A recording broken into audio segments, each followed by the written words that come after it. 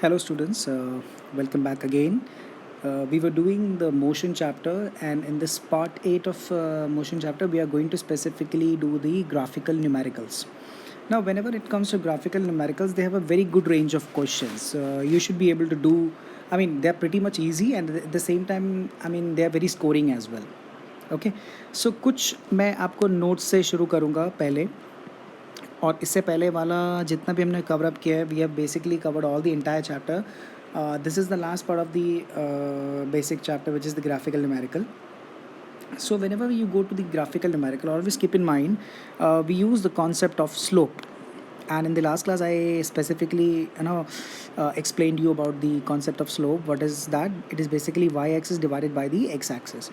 And you know that whenever we talk about the distance time graph, in the distance time graph, the slope is always going to give you the speed, whereas in velocity time graph, the slope is always going to give you acceleration. And whenever we talk about graphical part of the question, in order to calculate distance, okay, in order to calculate distance in graph, if it is a distance time graph, then it is very simple. But when we talk about the velocity time graph, अगर velocity time graph में अगर मुझको distance निकालना है, so you know that you need to calculate the area under the curve. So these are the key ideas which you need to focus on. Okay, and you know that when the velocity is uniform, then acceleration is going to be 0. That means when initial velocity and final velocity are same, or we call it as the uniform velocity. When the uniform velocity is there, acceleration is going to be 0. And we will one by one we will check out in the graph how to tackle with the graphical question. So let's suppose the first question is given to you like this. मान लीजिए आपको एक speed time graph दे रखा है, speed time graph और the velocity time graph, which ever way you can say it. So आपको एक ग्राफ गिवन है with a certain value, and you know that there is x-axis, y-axis 0, and the graph goes like this. Since the graph is starting from 0, that means its initial velocity can never be called it as, or initial velocity can be called it as 0. Okay, so ये 0 से शुरू होता है, it comes up to 4. This value, this here the value is given by 10, and here the value is given by 16. Okay, so this is A, this is B, this is C, right? And this is speed time graph. Speed time graph, you know that the time is always is in the x-axis. अब आपको question क्या क्या पूछा हुआ है. Part 1 पूछा हुआ है what type of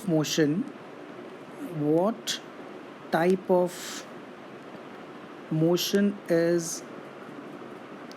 represented by O to A to B, B to C. And second part of the question is asking find acceleration and retardation of the body.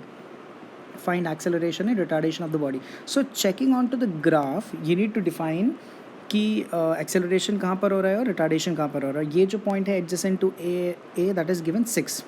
तो speed is calculated in metre per second, whereas time is in calculating in second. So no need to cover up the units. अब ये आपको question दे रखा है, ठीक है. तो सबसे पहला जो हम टैकल करने वाले वो ये वाला टैकल करेंगे. अब उन्होंने आपसे पूछा हुआ है कि ओ ए का, ए बी का और बी सी का type of motion बताना है. Now if you can check it O to A, what is happening in O to A? It is a straight line. Okay, it is a straight line. So whenever there is a straight line, and that too in a velocity time graph, it is showing what? It is showing uniform acceleration. ठीक है, speed time graph velocity time graph एक ही बात है. तो सीधा line अगर है तो that means it is showing uniform acceleration. No what about A to B? If I talk about A to B, अगर मैं ए टू बी जाऊँ, it is coming out to be a straight line. Straight line का मतलब क्या है? Initially भी मेरा same velocity है, फाइनली भी मेरा सेम वेलोसिटी है, isn't it? And whenever there is a same velocity, that means uniform velocity, that means acceleration is 0. So this part here my acceleration is coming out to be 0. So AB में क्या है? acceleration is 0. okay, now अगर मैं B to C देखूँ, मेरा time के हिसाब से velocity कम हो रहा है, नीचे जा रहा है. So when there is reduction in velocity, how do we say it? We say that there is retardation. और क्योंकि सीधा लाइन है, बिल्कुल स्ट्रेट लाइन है, that means there is uniform retardation. So एक चीज़ तो मेरे को क्लियर हो गया है कि OA it is coming out to be uniform acceleration, BC is coming out to be uniform retardation. तो अब मेरे को ये तो फैक्ट क्लियर हो गया कि एक्सेलरेशन के लिए स्लोप निकालना है और मुझे रिटार्डेशन के लिए भी स्लोप निकालना है, right? So in order to calculate acceleration, I need to figure out where acceleration is actually happening. Acceleration is happening from O to A. तो मैं OA का स्लोप निकालूंगा. OA का अगर मैं स्लोप निकालूँ तो y एक्सिस की value, now if you check it, y axis की वैल्यू होगी ये वाला, that is the y axis value, and x axis का वैल्यू होगा ये वाला, इजंट इट? तो y एक्सिस की वैल्यू में what I am getting is 6, whereas x axis की वैल्यू में आई एम गेटिंग इज 4. तो 6/4 is 3/2 which is 1.5 metre per second square. ये तो मेरा आ गया एक्सेलरेशन. अब मुझे निकालना है रिटार्डेशन. अब रिटार्डेशन कहाँ से कहाँ तक हो रहा है? B to C में हो रहा है. रिटार्डेशन मेरा हो रहा है B to C. तो मैं BC का स्लोप निकालूंगा. अगर मैं BC का स्लोप निकालूँ तो मेरा y एक्सिस हो गया ये वाला और मेरा x एक्सिस हो गया ये वाला.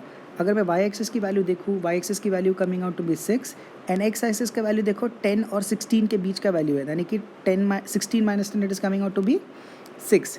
You need to check out this point. You cannot directly take 16 और you cannot directly take 10. इन दोनों का डिफरेंस लेना है आपको. तो यहाँ से लेकर यहाँ तक का जो डिफरेंस आ रहा है 16 minus 10 which is coming out to be 6. तो 6 to 6 cancel, ultimately you get 1 metre per second square but with a negative value 1 metre per second square. तो इस इक्वेशन यानी कि ऐसे क्वेश्चन जो आते हैं ना आपके, वो डायरेक्टली आपके 5 मार्कर्स में आता है या 3 मार्कर्स में आता है, क्योंकि एक ही क्वेश्चन में बहुत सारी चीज़ें पूछ ले. एक उन्होंने देखो आपका रिप्रेजेंटेशन पूछ लिया कि OA, AB और BC क्या रिप्रेजेंट कर रहा है, then at the same time acceleration और रिटार्डेशन भी पूछ लिया. तो एक्सेलरेशन और रिटार्डेशन को फाइंड आउट करने के लिए पहले आपको ये देखना पड़ेगा कि एक्सेलरेशन कहाँ हो रहा है और रिटार्डेशन कहाँ हो रहा है, isn't it? So that is why these kind of questions are very good range and they are very easy. ठीक है, कहीं पे भी अगर समझ में नहीं आया हो तो just rewind it and just try to understand it again, right? I am moving on to the next question. Will try one more question and will be trying a different type of question rather this time. So question number 2 पे आते हैं ज़रा. So in question number 2 what they are giving is again आपको एक distance time graph दे रखा है इसमें. सो मैं डिस्टेंस टाइम ग्राफ बना देता हूँ. सो this is my distance which is calculated in centimeters, doesn't matter, okay, and time which is calculated in seconds. तो ये मेरा x axis, ये मेरा 0 और ये मेरा y axis हो गया. ओके, एक जर्नी शुरू होता है O to A, then A to B, then it goes like B to C and यहाँ पे आके रुक जाता है. तो कॉरस्पॉन्डिंग वैल्यूज़ आपको दे रखा है. इसकी कॉरस्पॉन्डिंग वैल्यू है लेट्स से 5, ओके, एंड इसका कॉरस्पॉन्डिंग वैल्यू है 7 और इसका कॉरस्पॉन्डिंग वैल्यू है, C का कॉरस्पॉन्डिंग वैल्यू है 9, राइट? A का corresponding value in y axis it is 3, whereas C का corresponding value in y axis is 7. And one more thing, what they are showing is that this point is not 0, rather they are taking it as 2. okay, we can call it as 0 only because क्योंकि exactly 0 से शुरू हो रहा है. ठीक है, तो सबसे पहले इन्होंने क्वेश्चन में क्या पूछ रखा है, you need to calculate the speed of the body. okay, so question is calculate the speed first from A to B, second from B to C, and third from C to D. Now this is again simple. You know that in order to calculate speed you need to find out what? Slope again, right? तो अगर मैं A to B का मैं calculate करूँ, A to B मतलब मेरा देखो यहाँ पे A to B मेरा ये है portion. Sorry, they are asking for O to A. I'm just changing the values there. They're asking for O to A, then A to B, and then B to C. Now it's pretty better. So अगर मुझे O to A का slope निकालना है, that means मुझे speed निकालना है, तो मुझे OA का y एक्सिस पता होना चाहिए. OA का y एक्सिस क्या है, देखो ये देखो, OA का y एक्सिस ये वाला है which is 5 divided by OA का x axis. Okay, O A का वाई एक्सेस अगर मैं कॉरस्पॉन्डिंग वैल्यू देखूँ, it is coming out to be 3. It is not 5, it is 3. So I will write it as 3 there, right? And OA का x axis की value है 5. So this is y axis and this is x axis. So 3 by 5. So OA is coming out to be 0.6 metre per second, यानी कि speed आ गया OA का 0.6 metre per second. Secondly मुझे calculate करना है speed from A to B. अगर आप ध्यान से देखोगे पॉइंट ए से लेकर पॉइंट बी तक, इस पॉइंट से इस पॉइंट तक they are having the same speed, isn't it? और you can say that not same speed, you can say that the body is at rest because distance बिल्कुल भी मूव नहीं हुआ है, ना ऊपर ना नीचे. So when ever distance time graph में पैरेलल टू एक्स एक्सिस आता है, यहाँ पे क्या हो रहा है, यहाँ पे हम ये कहेंगे कि body is at rest. Understood?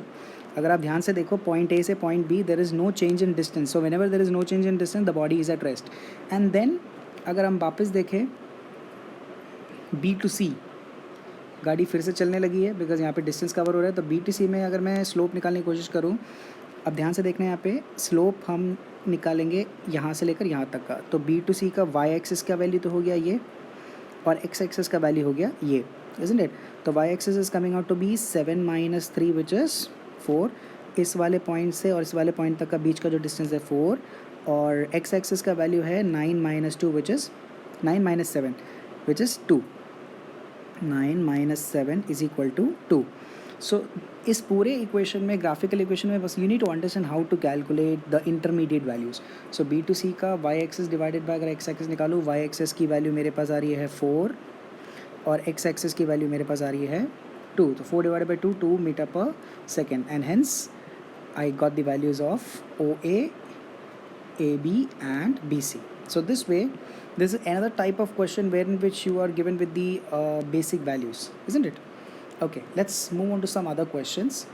कोई भी question में query आ रहा हो, please go back and try to do the question and try to understand the question again, right?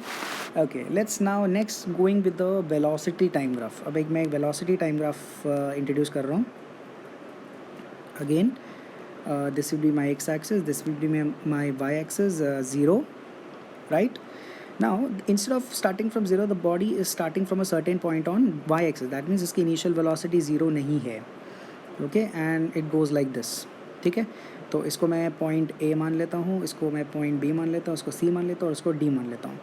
तो A पॉइंट जो है it is starting from 20, B point का corresponding value at y-axis it is coming out to be 40. B point का corresponding X axis का value जो है it is coming out to be 3, okay. And C point का corresponding X axis का value है it is coming out to be 6, and D point का corresponding value is coming out to be 1. And this is a velocity time graph, ठीक है? Velocity time graph है आपका. Velocity is in kilometre per our, never mind, right? And time जो है आपका hours में है, ओके. अब ये क्वेश्चन आपको दे रखा है. अब क्वेश्चन में आपको पूछा हुआ है in this velocity time graph calculate first velocity of body at point C. दूसरा पूछा हुआ है एक्सेलरेशन ऑफ बॉडी. अब ये मुझे फाइंड आउट करना पड़ेगा कि कौन से पार्ट में एक्सेलरेशन हो रहा है. थर्ड पॉइंट जो मेरे को पूछ रखा है acceleration at BC, okay. and fourth point पूछ रखा है calculate retardation. So 4 चीज़ें मेरे से उन्होंने कैलकुलेट करने के लिए बोला हुआ है. सबसे पहले they are asking for velocity of body at point C. ना इसमें कुछ भी कैलकुलेट करने की ज़रूरत नहीं है, बस आपको कॉरस्पॉन्डिंग सी का कॉरस्पॉन्डिंग वैल्यू बताना है. सी का कॉरस्पॉन्डिंग वैल्यू क्या आ रहा है 40. सो जो पहला पार्ट जो है आपका velocity at point C, okay. The velocity at point C is nothing but it is 40 km/h. They're not asking for you to calculate, they're just finding out they're just going to like give you a test on the basics of graph, okay. वो graph का understanding पूछ रहा है आपसे. Secondly अब हमें ये देखना है कि एक्सेलरेशन कहाँ से कहाँ तक हो रहा है. अगर मैं ध्यान से देखूँ यहाँ से मेरे को एक स्ट्रेट लाइन मिल रही है, देखो। सो ये वाला पोर्शन में क्या है, वेलोसिटी बढ़ रहा है, यानी कि यहाँ पे एक्सेलरेशन हो रहा है। एक्सेलरेशन निकालने के लिए मैं क्या करूँगा, स्लोप निकालूंगा। स्लोप का सिंपल वैल्यू है वाई एक्सिस को डिवाइड करूँगा मैं एक्स एक्सिस से। तो इस ग्राफ का वाई एक्सिस क्या होगा, 40 पॉइंट, हाइएस्ट पॉइंट 40 और लोएस्ट पॉइंट 20 है, तो 40 minus 20 which is 20, isn't it. और अगर मैं एक्स एक्सिस की वैल्यू निकालूँ, it is coming out to be 3, 3 minus 0 it is 3। तो मुझे एक्सेलरेशन निकालना है। एक्सेलरेशन हो रहा है ए टू बी में, तो ए टू बी का वाई एक्सिस की वैल्यू क्या है, ए टू बी का वाई एक्सिस का value divided by X axis का वैल्यू। वाई एक्सिस की value it is coming out to be 20, whereas X axis की value it is coming out to be 3। So 20 divided by 3 kilometre per hour, या फिर metre per second square, kilometre per hour square, या फिर इसको convert करेंगे metre per second square में। How we converted, 20 into 1000 divided by 3600, okay? So 20 kilometer per hour square, I'll just calculate it. और rather हम इसको अगर किलोमीटर पर आवर में भी रख दें, so never mind, it is completely all right. So yeah, so it is coming out to be right. So if you convert it into this thing, so it is coming out to be 6.6 kilometre per hour square. तो ये तो आ गया acceleration का value. अब मुझे क्या निकालना है, अब मुझे निकालना है एक्सेलरेशन बी सी। अगर आप देखोगे बी टू सी में वेलोसिटी बिल्कुल भी चेंज नहीं हुआ है, एंड आपको पता है वेलोसिटी टाइम ग्राफ में अगर पैरेलल टू एक्स एक्सिस है, दैट मीन्स यहाँ पर एक्सेलरेशन क्या हो रहा है, acceleration is going to be 0।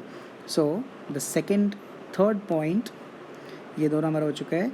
Acceleration at B C, there is no change in acceleration, that means acceleration is 0 here. Now the fourth point, retardation देखो कहाँ से कहाँ तक हो रहा है, रिटार्डेशन हो रहा है सी टू डी में, because velocity is reducing there. तो इस सी टू डी का वाई एक्सिस की वैल्यू होगी ये, which is coming out to be 0 to 40 which is 40, और एक्स एक्सिस का वैल्यू देखो क्या होगा, 8 minus 6 which is 2। I hope you are able to get it. C to D में अब पूरा सी टू डी यहाँ तक आ रहा है, टॉप टू बॉटम तक आ रहा है यहाँ पे सी टू डी। तो इसका वाई एक्सिस का वैल्यू होगा 0 to 40, यानी कि 40 minus 0 which is 40, and 8 minus 6 which is 2।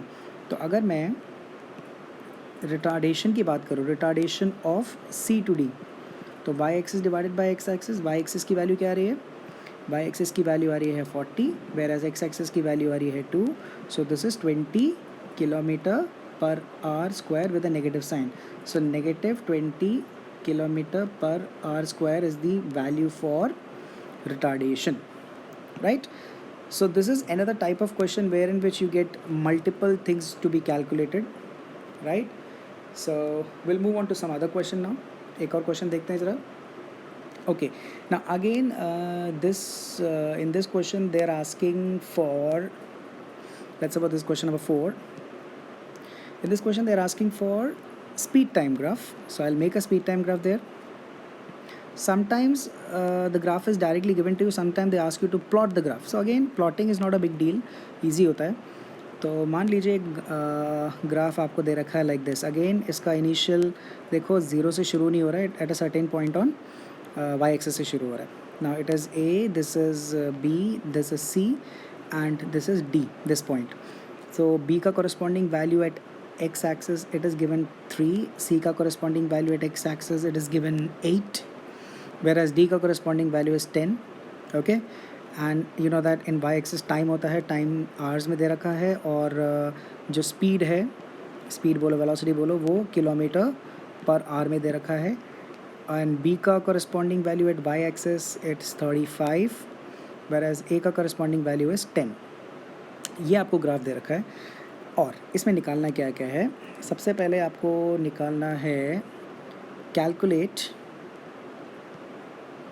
First initial speed of car, initial speed of car. Secondly they are asking maximum speed attained, maximum speed attained निकालना है।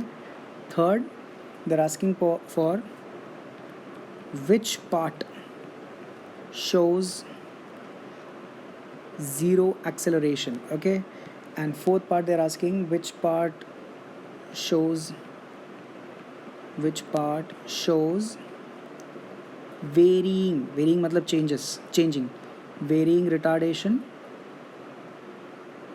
right? And finally, question number 5, find the distance traveled in first 8 hours. Find the distance traveled in first 8 hours. So इस वाले question में अब आपको distance भी calculate करना है, यानी कि एरिया अंडर द कर्व की बात हो रही है यहाँ पे. Okay, so let's solve it one by one. सबसे पहला है इनिशियल स्पीड ऑफ कार.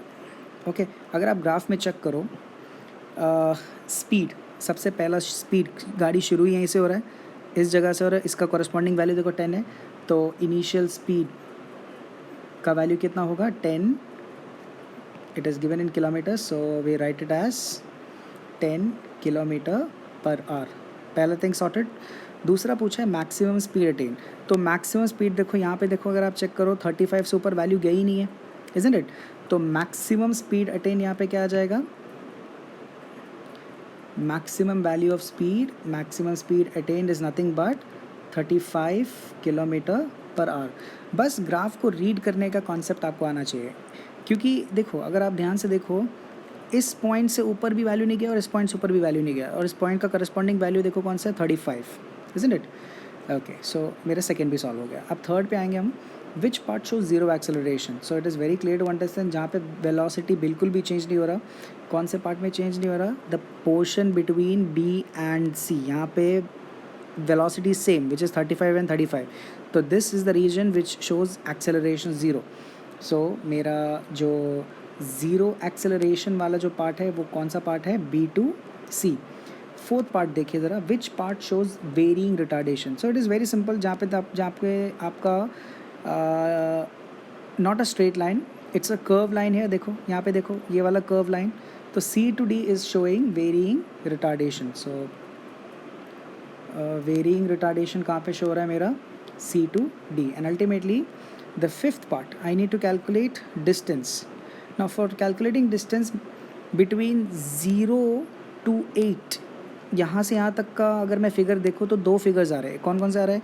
एक तो आ रहा है मेरे पास ट्रेपीजियम, ये देखो ट्रेपीजियम आ रहा है, और एक मेरे पास आ रहा है रेक्टेंगल, ये वाला पोर्शन. तो सबसे पहले मैं क्या करूँगा, अगर मुझे डिस्टेंस निकालना है तो मुझे एरिया ऑफ ट्रेपीजियम को सम अप करना पड़ेगा किसके साथ?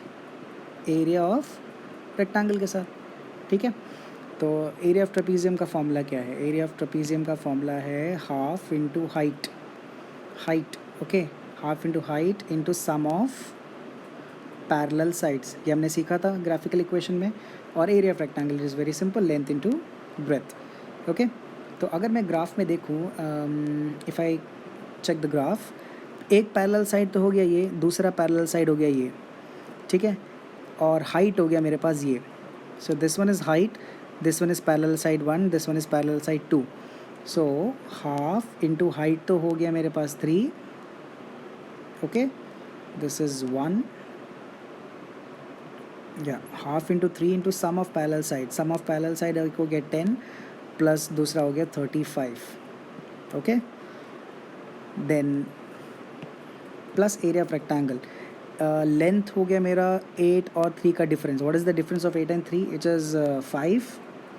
एंड ब्रेथ हो गया मेरे पास ये वाला value which is 35 again, which is 35.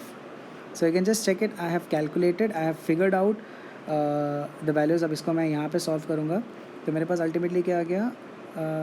Half into 3 into 45 plus 35 into 5, 175. okay, fine. Then ultimately what you get, this is 15, 1, 12, 13, 135 divided by 2 plus 175. so ultimately अगर आप कैलकुलेट करोगे 135 plus 15 to 350 divided by 2. okay, so अगर इसको आप solve करेंगे, so it is 350 plus 135 comes out to be 485. 485 divided by 2. So 485 divided by 2 is 242.5. 242.5 kilometers. You have calculated the distance. So this way he can also calculate the distance based on which आपका सारा values cover up हो जाता है. So this was a very good question and generally it comes out for like 5 markers क्योंकि इसमें सारे content available है starting from retardation, acceleration. अगर acceleration निकालना था तो क्या करते आप सीधा इसका slope निकालते, right? So this was another type of question. Let's move on to one more question which will give you some more in-depth knowledge about the graph. So that's question number 5. Okay, so in this graph what they're giving is again a speed time graph, right? So they're giving a speed time graph. So I'll make the graph. This is x-axis, 0 y-axis, and speed हमारा कौन सा axis में होगा, y-axis में होगा speed. Okay, and x axis में आपका क्या हो गया, टाइम. अब गाड़ी जो शुरू हो रही है वो बिल्कुल ज़ीरो से शुरू हो रही है, ऐसे गया एंड फाइनली नीचे आया, राइट? तो इसको मैं नेम दे देता हूँ ओ ए बी एंड सी. जो ए का कॉरस्पॉन्डिंग वैल्यू है वो है 4.6 और स्पीड मीटर पर सेकेंड्स में हो रहा है, right? Just a second. Fine, so will go one back. So A का वैल्यू 4.6 है. ए का corresponding value in X axis it is coming out to be 2 and B का corresponding value in y axis it's coming out to be 10 and c का corresponding value is coming out to be 12. अब निकालना क्या क्या है, अब range of question यानी कि the way they ask the question and time is in seconds, speed in meter per seconds and time is in seconds. So calculate acceleration first, acceleration during first 2 seconds, during first 2 seconds, simple as that. Secondly, they are asking calculate acceleration between second and 10th second, okay? And thirdly, they're asking calculation of acceleration at the last 2 seconds.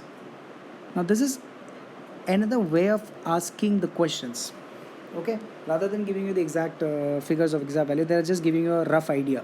तो सबसे पहले मुझे calculate करना है acceleration first 2 seconds में. तो obviously I need to go for the slope in every format क्योंकि मुझे acceleration find out करना है. तो अगर मैं acceleration की बात करूँ, acceleration कहाँ से कहाँ तक हो रहा है, O से A तक हो रहा है क्योंकि it is a positively sloped straight line. तो अगर मैं उसका y एक्सिस निकालूँ, y एक्सिस की वैल्यू है 4.6 और x एक्सिस की वैल्यू है 2, isn't it? 0 to से 2 seconds में 4.6 divided by 2 which is coming out to be 2.3 meter per second square. That is my acceleration in the first 2 seconds. Okay, now I will calculate the acceleration between second and 10 second. मतलब between second and 10 second मतलब यहाँ से लेकर यहाँ तक अगर आप देखोगे इनिशियल वेलोसिटी भी सेम है, फाइनल वेलोसिटी भी सेम है. So this is the area where acceleration is 0. So acceleration from A to B it is coming out to be 0 for quite obvious reasons. And during the last 2 seconds मतलब यहाँ से लेकर यहाँ तक के बीच में. तो अगर आप देखोगे तो ये डाउनवर्ड स्लोपिंग है, that means here it is having retardation. So the last 2 second of acceleration that is from B to C, which is coming out to be, if you check out the graph, the y-axis is 4.6 and the x-axis is 2, isn't it? So y-axis में again 4.6 है, x-axis में 2 है, so which is 2.3 meter per second square but with a negative sign. So negative 2.3 meter per second square is the answer for acceleration in the last 2 seconds. So this is another format of asking you the questions, right? तो आपने भी 5 different type of question देख लिया, अलग अलग तरीके से देख लिया उन्हें कैसे पूछेंगे. अब एक रैंडम मैं आपको एक क्वेश्चन दे रहा हूँ जिसमें आपको वो एक स्टेटमेंट देगा. अब उस स्टेटमेंट के हिसाब से आपको क्या करना है, आपको एक ग्राफ बनाना है. जैसे फॉर एग्जांपल वो एक स्टेटमेंट दे रहा है, पहला स्टेटमेंट दे रहा है a cricket ball thrown vertically upward and returning, a cricket ball thrown vertically upward and returning to the hands of the thrower. Okay, so just imagine the visualise the situation. मैंने एक ball को throw किया ऊपर, तो obvious सी बात है gravitation की वजह से उसकी स्पीड कम होगी, फिर एक पॉइंट पे जाके उसकी वैल्यू ज़ीरो हो जाएगी, और वहाँ से जब नीचे आ रहा होगा उसकी स्पीड धीरे धीरे बढ़ जाएगी. सो आपको एक ग्राफ प्रिपेयर करना है. कौन सा ग्राफ? ऑब्वियसली एक स्पीड टाइम ग्राफ या वेलोसिटी टाइम ग्राफ. तो अगर मैं इसको ग्राफ को प्रिपेयर करूँ, सो फर्स्ट ऑफ ऑल मुझे एक ग्राफ बनाना पड़ेगा. So X, zero, Y, and this is a speed time graph या वेलोसिटी टाइम ग्राफ, एक ही बात है. ठीक है, तो अब क्या है, पहले जब मैं बॉल को थ्रो कर रहा हूँ उसकी स्पीड कम हो रही है. ओके, और यूनिफॉर्म तरीके से कम हो रही है, तो it should be coming like this. और एक पॉइंट पे आके ज़ीरो हो रहा है, हाईएस्ट पॉइंट पे आके वैल्यू ज़ीरो हो रहा है, तो ये टच करा दिया मैंने. और उसके बाद जैसे ही वो नीचे आ रहा है ग्रेविटेशन की वजह से उसकी स्पीड बढ़ती जा रही है, तो यानी कि कुछ ऐसे चला गया. सो this is the graph which clearly shows that the cricket ball which is thrown up, जब थ्रोन अप है उसकी वेलोसिटी ज़ीरो होगी. तो अगर आप ध्यान से देखो, ये वाला सिचुएशन क्या है, वेलोसिटी कम हो रहा है. फिर इस वाले पॉइंट में क्या है, वेलोसिटी ज़ीरो हो रहा है हाईएस्ट पॉइंट पे जाके, और इस वाले पॉइंट में क्या है, वेलोसिटी धीरे धीरे बढ़ रहा है. Right, so this is one type of statement question where you need to prepare the graph. अब जैसे एक और देखते हैं, second one. In the second one they are saying, let's say a body decelerating to a constant speed. Okay, a body decelerating to a constant speed, okay, and then accelerating uniformly, and then accelerating uniformly. अब आपको तीन चीज़ें पकड़ना है इसमें से. क्या क्या है? सबसे पहले बॉडी का रिटार्डेशन हो रहा है, बॉडी इज़ डिसेलरेटिंग, ठीक है, एंड देन वो कांस्टेंट स्पीड पकड़ रहा है, एंड देन कांस्टेंट स्पीड पकड़ने के बाद यूनिफॉर्मली क्या हो रहा है, एक्सेलरेट भी हो रहा है. तो थोड़ा दिमाग अगर लगाएंगे तो हमें समझ में आ जाएगा कि हमें एक्चुअली में क्या करना है.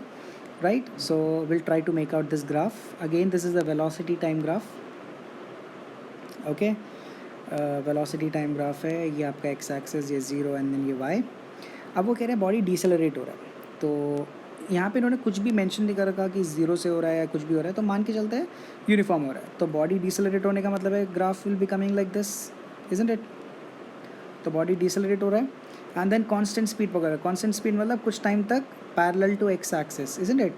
और जब कुछ टाइम तो पैरेलल टू एक्स एक्सिस होगा, उसके बाद क्या हो रहा है, the body is accelerating uniformly, यानी कि positively slope straight line. So this goes like this. Okay, so अगर हम वर्ड बाय वर्ड इसको ब्रेक करें, इस वाले पोर्शन में क्या हो रहा है, वेलोसिटी कम हो रहा है, यानी कि बॉडी डिसेलरेट हो रहा है. इस वाले पोर्शन में यूनिफॉर्म स्पीड है आपका, वेलोसिटी कांस्टेंट है, और इस वाले पोर्शन में वेलोसिटी आपका बढ़ रहा है, यानी कि एक्सेलरेशन हो रहा है. यहाँ पे रिटार्डेशन हो रहा था, ओके, रिटार्डेशन हो रहा है यहाँ पे, एंड देन यहाँ पे एक्सेलरेशन हो रहा है. I think pretty clear, right. So ये वाला ग्राफ आपका स्टेटमेंट वाइज ग्राफ बन जाता है. सो ऐसे क्वेश्चंस भी एक्सपेक्टेड होता है क्वेश्चंस में, right. So this was the basic. I have mostly covered all the type of questions in the graphical part. You can just go through it, revise करो, इसको अच्छे से समझो, and then we will come up with the NCERT solutions in the next class. Okay, so till then, thank you so much everyone. Practice it and take care all. Thank you so much.